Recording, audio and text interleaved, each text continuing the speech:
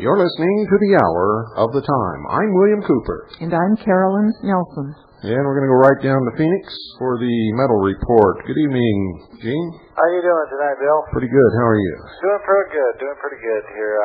Gold had a high today, 384.30, and a low of 378.80 to close at 382, even up 60 cents. Silver had a high of 561, a low of 540 to close at 554, up 4 cents. And platinum had a high of 404.50 and a low of 395 to close at 399.20, down 20 cents. And the mighty Dow had a high of 3740.80 and a low of 3,760 cents to close at 3732.80, up $12.20. And that's what's happening in the metals and the markets today. How have you been doing, Bill? Pretty good. What's happening in Phoenix? What's happening in Phoenix? Well, it's getting warm down here. What's warm? Well, 90s, 95, 96, something like that. Starting to heat up, starting to get into the summer months here. Eat your heart out. Pretty soon they'll be dropping dead on the sidewalks. There you go. It's all headed up to your area just to cool down. Yeah, it's always nice up here. Yeah. Well, hey, I just want to tell you, Bill, we appreciate what you're doing. Keep up the good work, and give us a call. I'll get you some information on the metals and how you can start protecting yourself.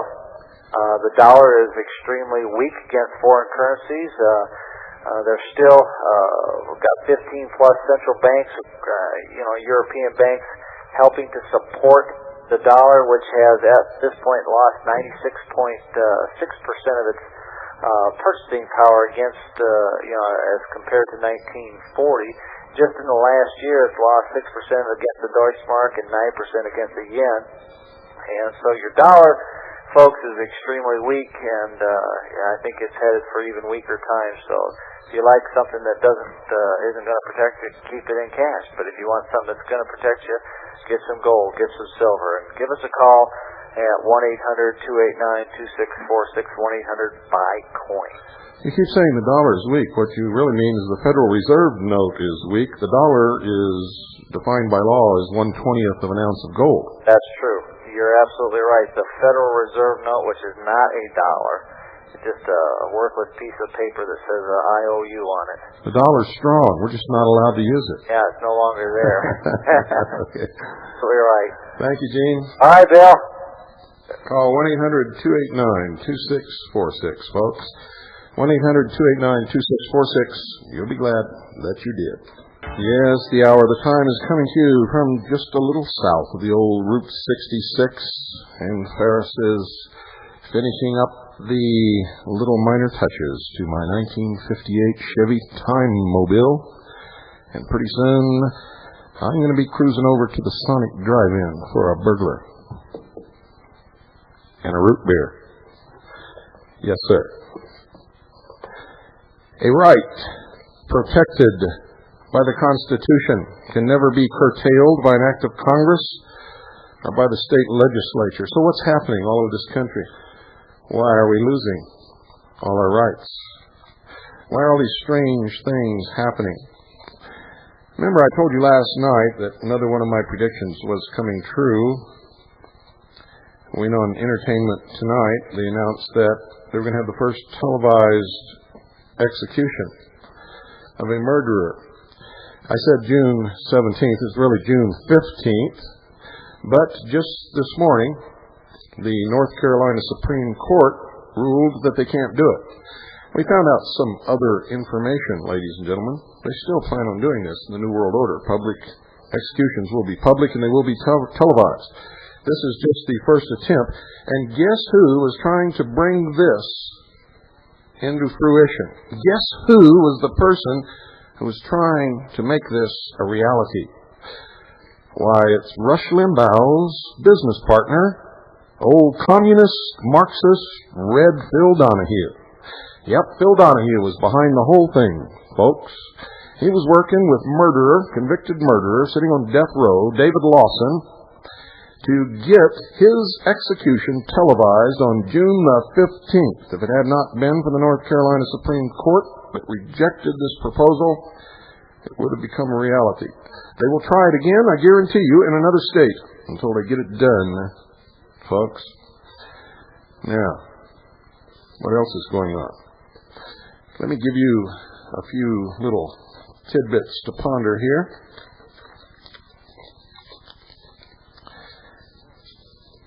July the 16th, 1782, the Congress of Wilhelmsbad was held, where the Illuminati combined with the higher levels of Freemasonry and the other secret societies to form one organization at the highest degrees to bring into reality their goal of a one-world government. That was July the 16th, 1782, folks, Congress of Wilhelmsbad. Now, it's very strange. When you add up those numbers, 716 and 1782, you come out with 32. 32 degrees is the highest degree in the Scottish Rite of Freemasonry. Add 3 and 2 together, that's 5. 5 conceals the hidden number of Osiris, or 14. 4 and 1 is 5. On July the 16th, 1945, on the 33rd parallel, the first atomic bomb was detonated in Alamogordo, New Mexico.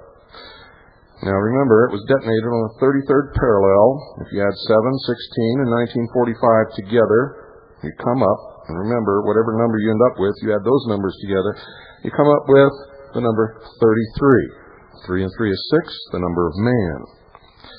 All of these things have occult significance, tremendous occult significance. On July 16th, 1994, supposedly the remnants of a comet named Shoemaker-Levy will slam into Jupiter. July 16th, 1994. Add 7, 16, and 1994 together, you get 37. 3 and 7 is 1. The number of perfection. The number of perfection, ladies and gentlemen.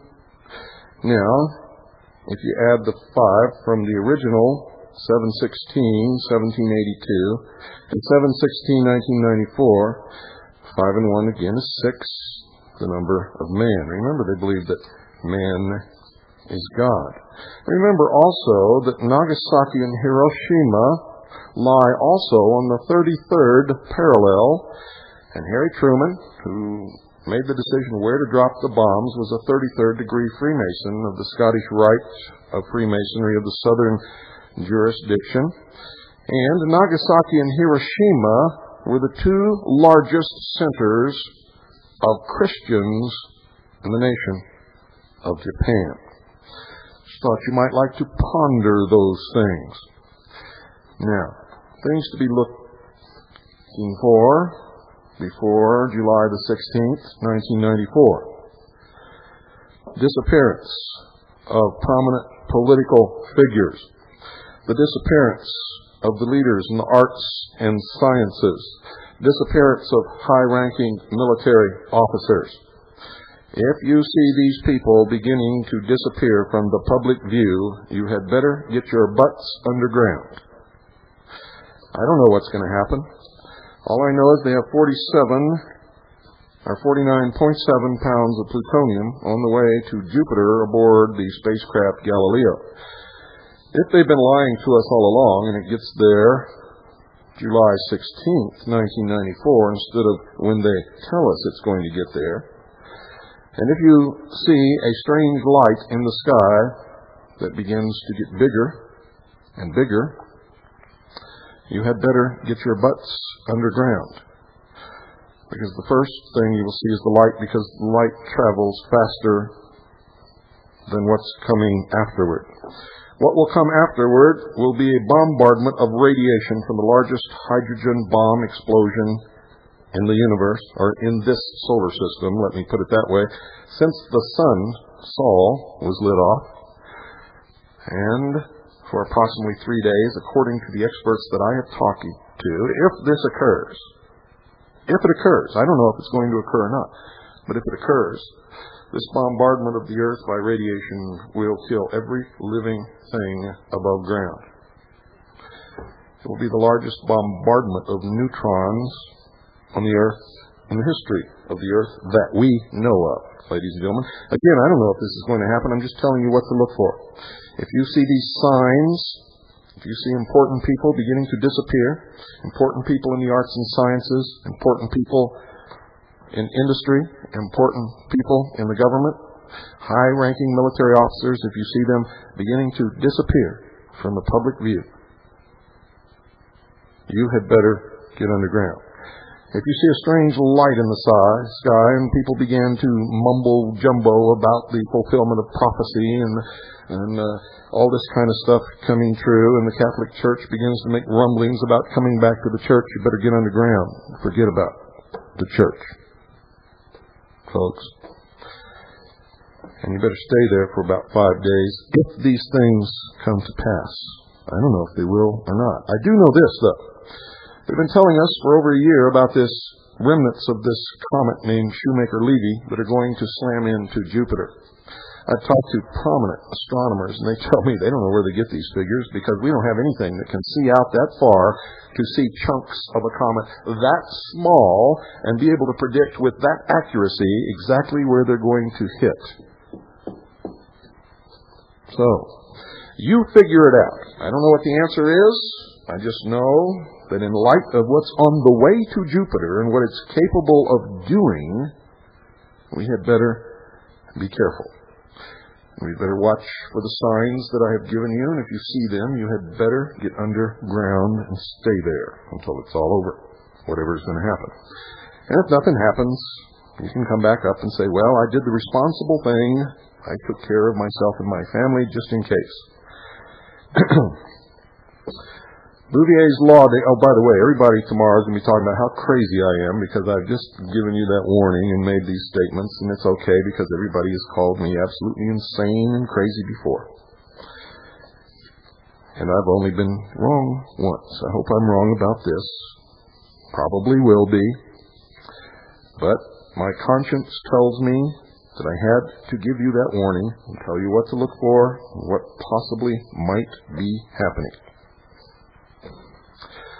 Bouvier's Law Dictionary, 1870, pages 622 through 625.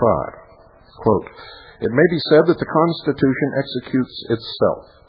This expression may be allowed, but with as much propriety. These may be said to be laws which the people have enacted themselves, and no laws of Congress can either take from, add to, or confirm them. They are rights, privileges, or immunities which are granted by the people and are beyond the power of Congress or state legislators.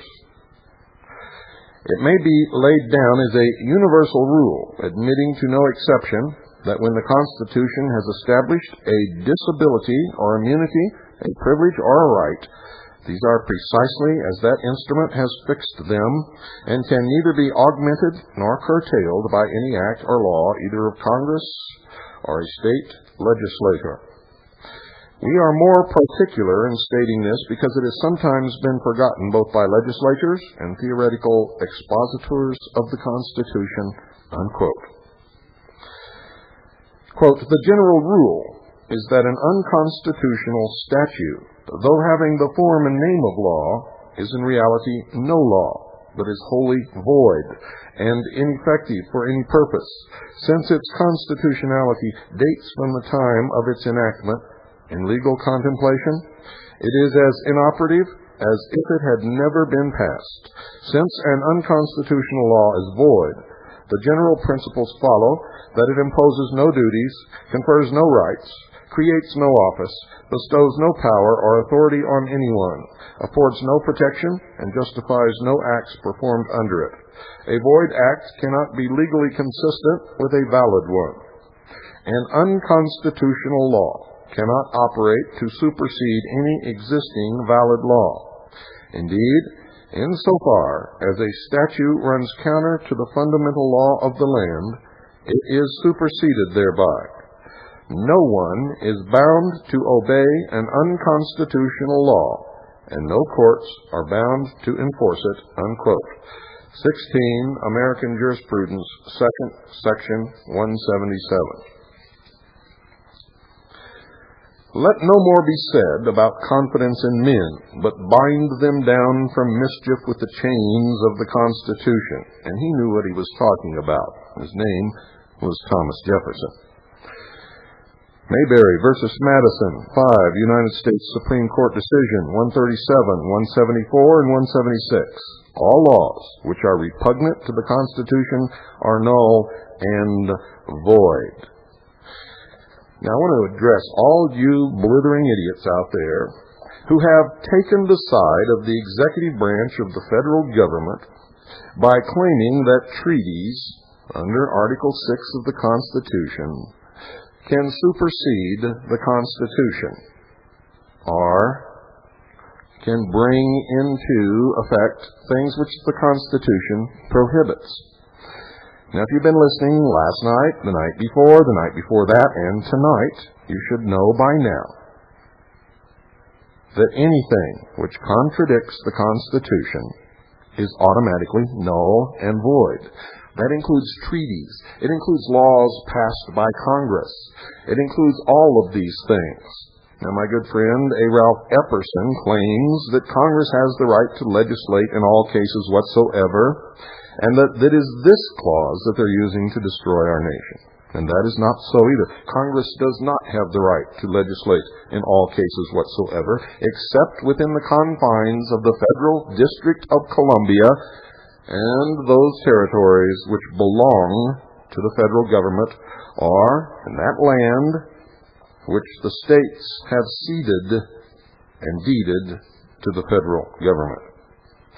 That's the only place, really, that the federal government has any power whatsoever except when we are engaged in interstate commerce. Ladies and gentlemen, it is absolutely insane to believe that our forefathers would have put together this Constitution and included within it a clause enabling the new government to make a treaty with a foreign nation, making the whole thing null and void instantly. The Supreme Court has ruled all laws which are repugnant to the Constitution are null and void. That includes treaties. They have ruled that any legislation, any law, anything which goes against the supreme law of the land is null and void. And if used, is used under the color of law and does not have the full force of law, or any force whatsoever. As a matter of fact, considering the fact that over and over and over again I have read you Supreme Court decisions declaring such laws and such legislation null and void from their inception. Barron's Legal Dictionary defines unconstitutional in this way. Now listen to this. Conflicting with some provision of the United States Constitution, a statute found to be unconstitutional is considered void, or as if it had never been, and consequently all rights, contracts, or duties that depend on it are void. Similarly, no one can be punished for having refused obedience to an unconstitutional law. If you've been listening to this program for the last 4 or 5 nights, you're really having your whole concept of reality rearranged. For you see, ladies and gentlemen, you haven't been dealing with reality at all. You've been living in fantasy land. You've been going from ride to ride with your e-ticket. What's an e-ticket? Well, when you went to Disneyland in Anaheim, California, you used to be able to pay $20, and this was some years ago. You can't get in there for $20 now, but you used to be able to pay $20, and you got an e-ticket. And with this e-ticket, you could ride every ride in the park as many times as you wanted to, as long as you wanted to, till the park closed. That's what you've all been doing, see? You paid your $20, you got your e-ticket, and you've just been going from ride to ride, living this big, wonderful fantasy, thinking that everything is fine, and I'm telling you right now, your e-ticket's expired, the park is closed, and you got about 10 seconds to get outside the gate. Or you're going to be locked out of all the rides, you're going to be freezing in the middle of the night, in the middle of a dead amusement park with no place to go. The problem is when you get outside the gate, all of a sudden you're going to be confronted with traffic and smog and prostitutes and crime and muggings and drive-by shootings, the real world. And you see, that's what I'm confronting you with now, the real world, the real law. I'm forcing you out of the park. I'm tearing up your e-ticket. I'm telling you to get off Mr. Toad's ride.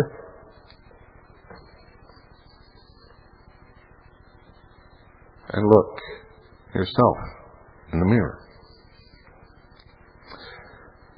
The only reason that there is no law for the citizens of the 50 states which poses a tax on compensation for labor earned in the 50 states, is because our Constitution bound our Congress and prohibited them from creating such a law.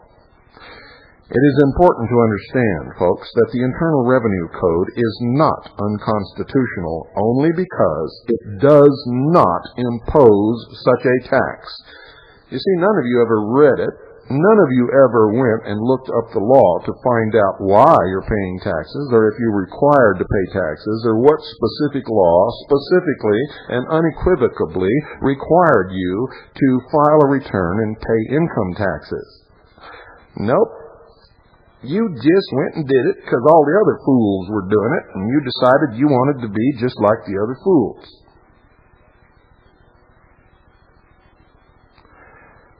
See, this is the only country in the world where people go through childhood wanting to grow up to be a fool. For 80 years, Americans have been paying a tax unbacked by any law that was applicable to them. This is a tax that Americans merely assumed that they owed.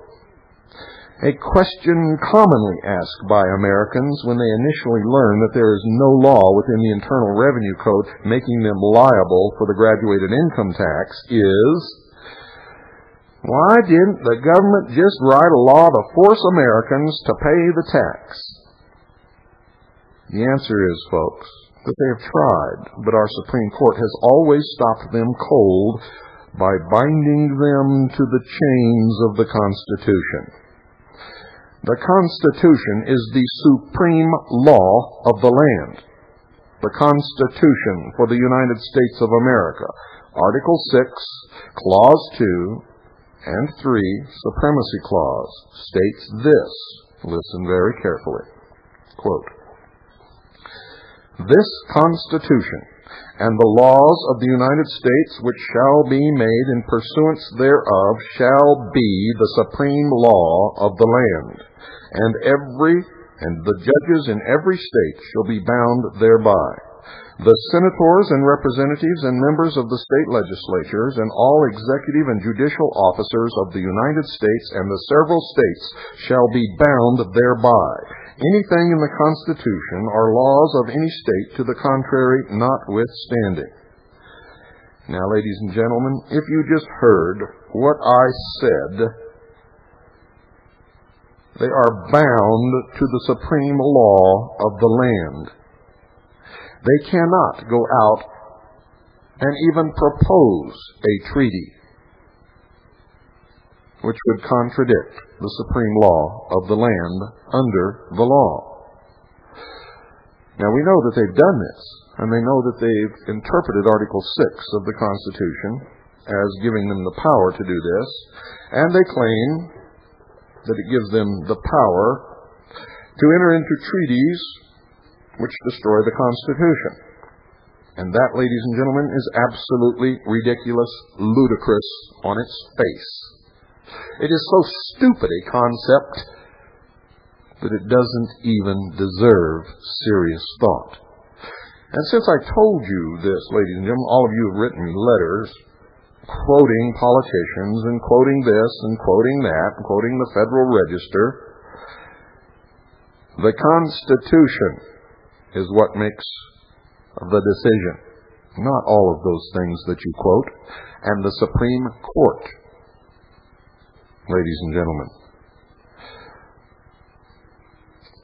I suggest that you screw your heads back on straight and stop trucking with the enemy.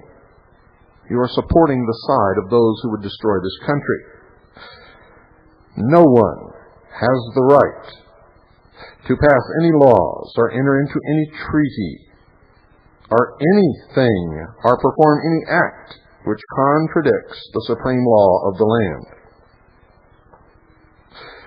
I'm going to read this again for you, and I want you to understand it. The Constitution for the United States of America, Article 6, Clause 2 and 3, the Supremacy Clause, states this, quote, "This Constitution and the laws of the United States which shall be made in pursuance thereof shall be the supreme law of the land, and the judges in every state shall be bound thereby. The senators and representatives and members of the state legislatures and all executive and judicial officers of the United States and the several states shall be bound thereby. Anything in the Constitution or laws of any state to the contrary notwithstanding. Where rights secured by the Constitution are involved, there can be no rule making or legislation which would abrogate them." Miranda versus Arizona, 384, United States Supreme Court Decision, 436, page 491. The claim and exercise of a constitutional right cannot be converted into a crime. Miller versus the United States. Now, this is a statement found on the front cover of the Internal Revenue Service Audit Manual and the Handbook for Special Agents. And I quote, "Agents, the material contained in this manual is confidential in character. It must not, under any circumstances, be made available to people outside of the service," unquote. Now I ask you, why not? Well, we obtained a copy of these confidential manuals. What is it that the IRS is so afraid the American people will find out? Probably the following excerpts that come right out of their own manuals. But I'm going to let you stew for a little bit while we take a short break. Don't go away. What you're going to hear will knock you right out of your seats. Hold on to your seats. This is out of the Handbook for Special Agents of the Internal Revenue Service, Constitutional Law, Section 341.2. 1.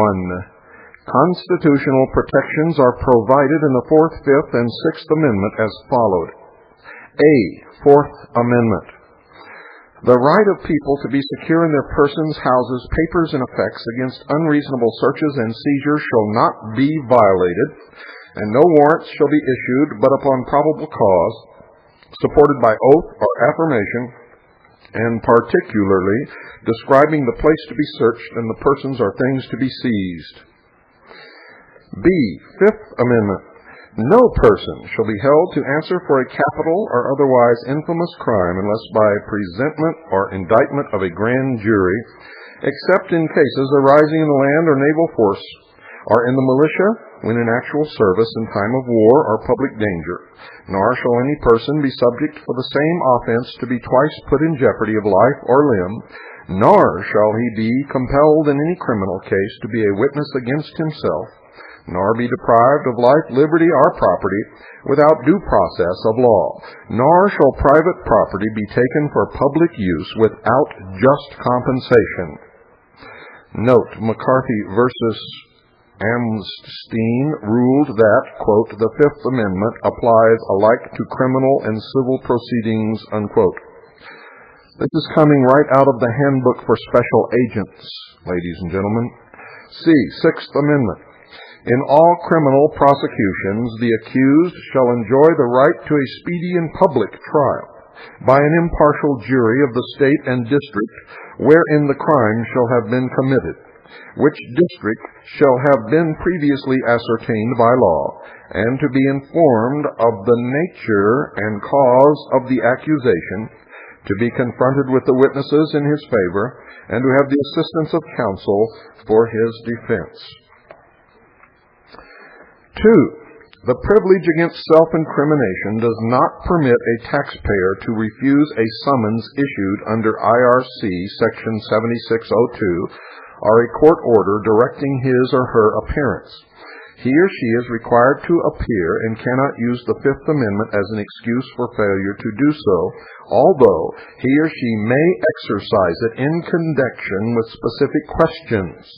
Landy versus the United States. He or she cannot refuse to bring his or her records, but may decline to submit them for inspection on constitutional grounds. In the Vadner case, the government moved to hold a taxpayer in contempt of court for refusal to obey a court order to produce his or her books and records. Vadner refused to submit them for inspection by the government, basing his refusal on the Fifth Amendment.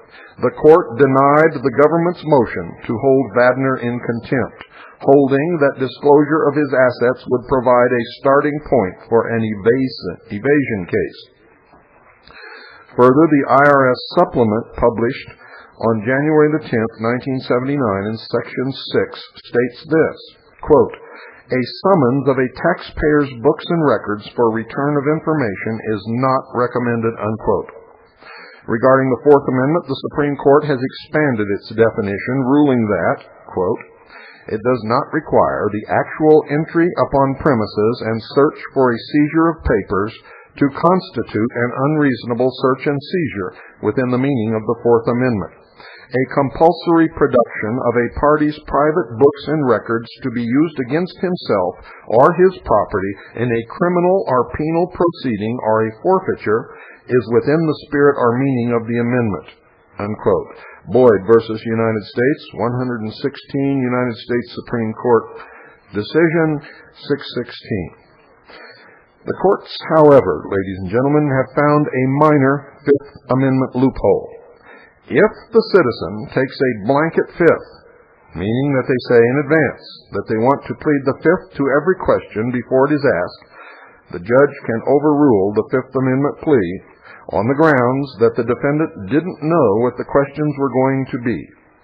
Prosecutors have entrapped citizens in the past by asking them if they wanted to exercise a blanket fifth. An enlightened citizen answers by saying, "I can't. I don't know what your questions will be." Then this patriotic citizen just answers each question separately by stating his or her rights in the same manner he or she did with the agent. Further, Miranda versus the United States, 424, United States Supreme Court decision 648, states that, quote, "The Fifth Amendment provision that the individual cannot be compelled to be a witness against himself cannot be abridged," unquote. Quote, "The information revealed in the preparation and filing of an income tax return is, for Fifth Amendment analysis, the testimony of a witness, as that term is used herein," unquote, Garner versus the United States, 1976. Quote, "There can be no question that one who files a return under oath is a witness within the meaning of the amendment," unquote. Sullivan versus United States, 274, United States Supreme Court decision, 259. The United States versus Dickerson, 413 F. 2nd, 1111, 1969, quote, "Only the rare taxpayer would be likely to know that he could refuse to produce his records to IRS agents. Who would believe the ironic truth that the cooperative taxpayer fares much worse than the individual who relies upon his constitutional rights," unquote. Got egg on your face yet, folks? Feeling a little sheepish, are you? Quote, "Because of what appears to be a lawful command on the surface, many citizens, because of respect for the law, are cunningly coerced into waiving their rights due to ignorance, unquote. United States versus Minkner, 350, United States Supreme Court Decision 179 and 187. See, all the lawyers know these things. They don't tell you these things. All the judges know these things, but they won't tell you these things. Why? Most of them are scumbags who are interested only in their own agenda, their own wallets, their own future, and they could care less about you. And to be a judge, you pretty much have to be a member of one of the secret societies, usually Freemasonry, and you have to be in league with those who are bringing about the one world government, the New World Order, the totalitarian socialist state, where individual rights and protections for those rights are not desired, nor will they be allowed or even considered. And where people who claim those rights will be called mental cases. Now I'm going to give you another citizen's secret from the Handbook for Special Agents, Constitutional Law, Section 342.12, Books and Records of an Individual. 1. An individual taxpayer may refuse to exhibit his books and records for examination on the ground that compelling him to do so might violate his right against self-incrimination under the Fifth Amendment and constitute an illegal search and seizure under the Fourth Amendment, unquote. Boyd versus U.S., United States Supreme Court, U.S. versus Vadner.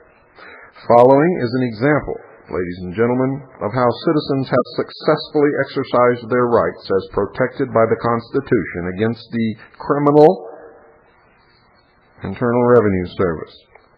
When the IRS requests to look at a citizen's books and records, the enlightened citizen simply takes control of the situation by asking the following very simple questions.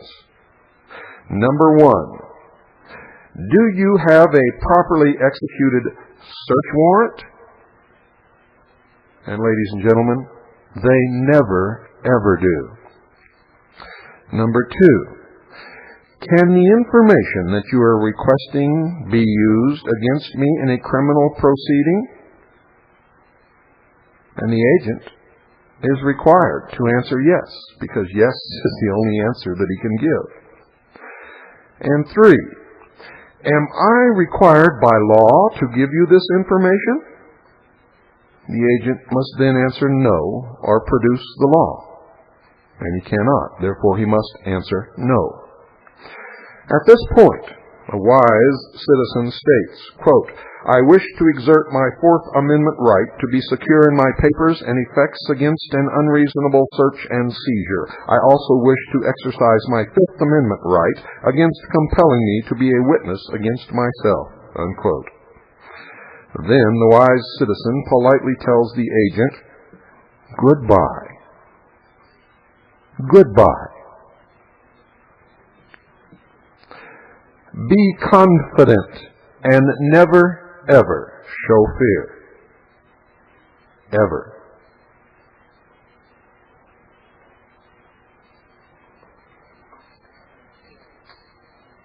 If you are afraid, you are a slave.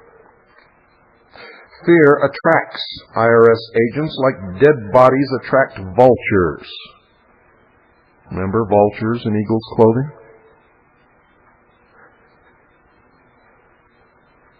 The only recourse the agent then has is to summons the citizen to bring his or her documents to court, in hopes that the black robe of the judge will intimidate the citizen into voluntarily relinquishing their rights.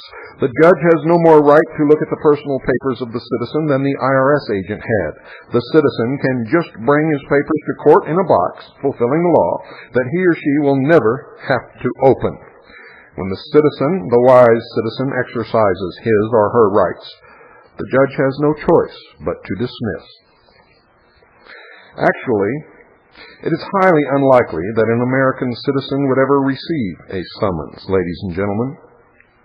For this is a quotation from Section 363 of the IRS Handbook for Special Agents. Quote, "When a taxpayer or a witness refuses to submit requested information, all surrounding circumstances should be fully considered before a summons is issued.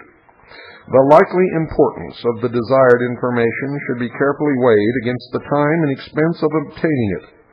The probability of having to institute court action and the adverse effect on voluntary compliance by others if the enforcement efforts are not successful," unquote. And that's why they don't come and drag me into court, folks. Because I will prove in that court before the world that they are liars, scumbags, criminals, operating under the color of law. They are unconstitutional, and I will kick their bloody ass. Simple as that. You can do it too, but you must know the law. You must understand the real law. You must understand your own Constitution, which most of you have never read in your life. It is the United States of America. It is America. It is freedom. It is the only document ever penned by the hand and mind of man in the history of the world that ever set anyone free. And you're all so willing to give it up, or to pass amendments to change it, or to call constitutional conventions to do this or that, or to accept a new world order without even knowing what in the hell it is. Stupid is what I call it. I don't know what you call it, but I call it stupid. Stark, raving, mad, insane. All of you should be committed to a mental institution until you're well. And that, folks, is the truth. That is the truth. The IRS cannot afford to set a court precedent that would smarten up its unwitting fools. Because of what appears to be a lawful command on the surface, many citizens, because of respect for the law, are cunningly coerced into waiving their rights due to ignorance. U.S. versus Minkner, 350, United States Supreme Court Decision 179 and 187. You all think the Supreme Court is doing bad things for you? Well, sometimes they make a bad decision, but when it comes down to the Constitution, they have always held for the sovereignty of the citizen in every instance. According to the Supreme Court, waivers of constitutional rights not only must be voluntary, they must be knowingly intelligent acts done with sufficient awareness of the relevant circumstances and consequences. Brady versus the U.S., 397. U.S. Supreme Court Decision 742 at 748, 1970. You see, folks, your rights were not granted by the Constitution. They were given to you by the Creator. And those of you who are so eager to destroy God, you'd better double think that action. For without God, you have no rights. Your rights were granted by the Creator. And all you lily-livered little sloppy Marxists out there, I know you hate to hear that word. Creator, Creator, Creator, God, God, God. I'm going to drive you crazy. God, God, Creator, Creator. Every socialist listening to this broadcast just peed in his pants, folks. Your rights are your inborn and absolute prerogative to be happy, free, and left alone, if that is your desire. The government may not impose a charge or a fee for the exercise of a right. You have a natural right to be your own boss and to control your own destiny without governmental restraint or interference. So many people in the state of California have reclaimed their sovereignty and put their crowns back on their heads. They don't get a driver's license. They don't register their cars. They don't put plates on their cars. And there are so many of them in Los Angeles that the police don't even bother to stop them anymore.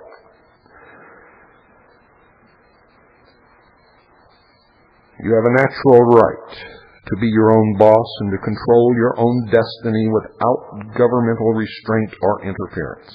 All forms of regulatory, monetary, or physical restraint are contrary to and a violation of your fundamental right to liberty. You also have an unalienable right to be happy as long as your personal happiness does not infringe upon the rights or the happiness of others.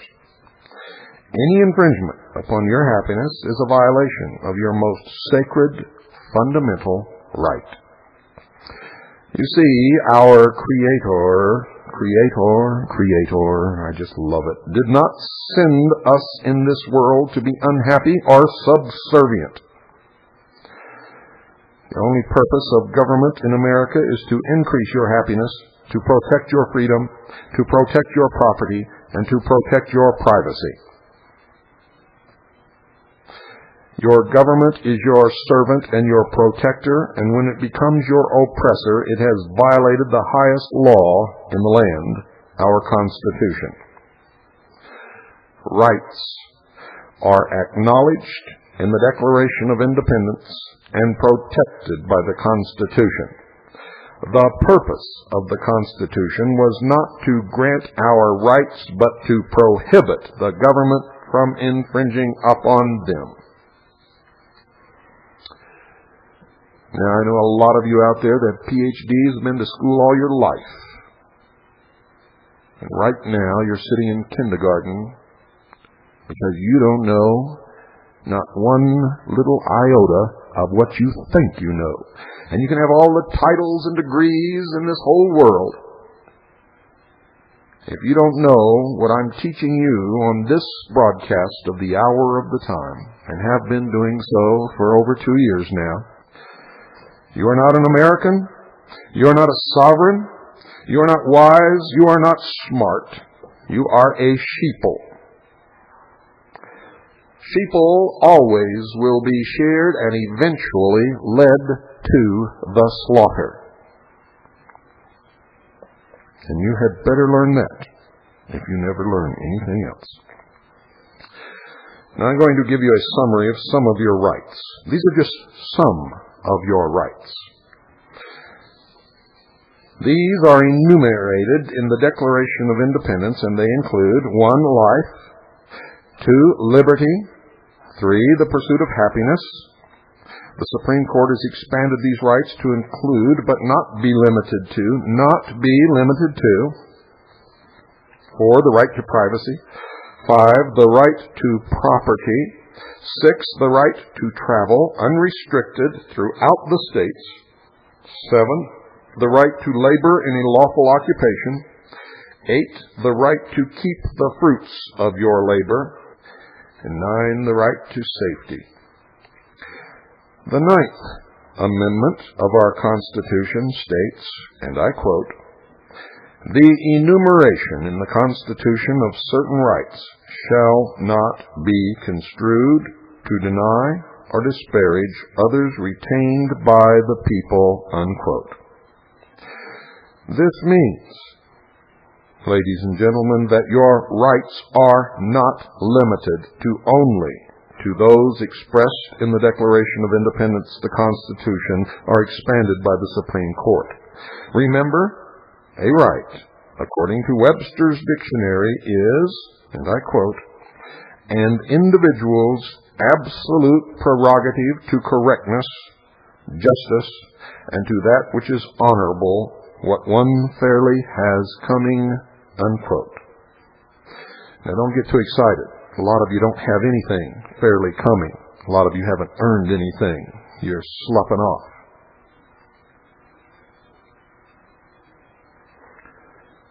Under the common law, you have the right and freedom to do anything you please as long as you do not encroach upon the rights of others, and you keep all contracts entered into knowingly, voluntarily, and intentionally. Also, because we the people,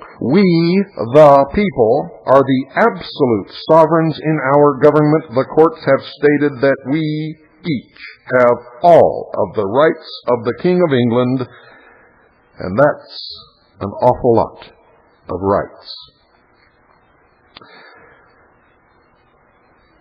The First Amendment protects the freedom of religion, the freedom of speech, the freedom of the press, the freedom to peaceably assemble, the freedom to petition the government for the redress of grievances. And don't get all upset about this freedom of the press. It guarantees the freedom of the press. In other words, those operating the press can gather what stories they wish, edit them whichever way they wish, and print or not print whichever ones that they wish. In other words, the freedom is granted to the owner of the press and those reporters in the press. And it does not mean that the press is going to tell you the truth, or that they are going to print objective information, or even true information. I'm sick and tired of you parroting this freedom of the press all the time. It's bullshit.